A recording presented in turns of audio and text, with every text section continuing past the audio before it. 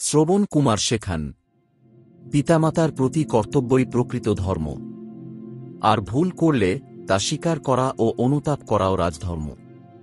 আজকের গল্প শ্রবণ কুমারের তীর্থযাত্রা ও রাজা দশরথের ভুল। অনন্ত ভালোবাসার এক নাম শ্রবণ কুমার। অন্ধ মা বাবার একমাত্র সন্তান।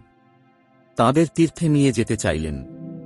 কাঁধে ঝুলি বাঁধলেন, দুদিকে মা ও বাবা। হাঁটলেন মাইলের পর মাইল, পাহাড়, নদী, কোনো ক্লান্তি নয়, কেবল ভালোবাসা। একদিন রাতে তিনি জল আনতে গেলেন নদীতে। এমন সময় রাজা দশরথ বনে শিকার করতে এসে শব্দভেদী তীর ছুঁড়লেন। ভেবেছিলেন কোনো পশু, কিন্তু নিহত হলেন শ্রবণ। শেষ নিঃশ্বাসে বললেন, আমার মা বাবা জল না পেলে বুঝবে আমি মৃত। তাঁদের বোঝান। দশরথ বললেন, আমায় ক্ষমা করুন। তারপর তিনি গিয়ে সব বললেন। তাঁর মা বাবাও দুঃখে প্রাণ ত্যাগ করলেন।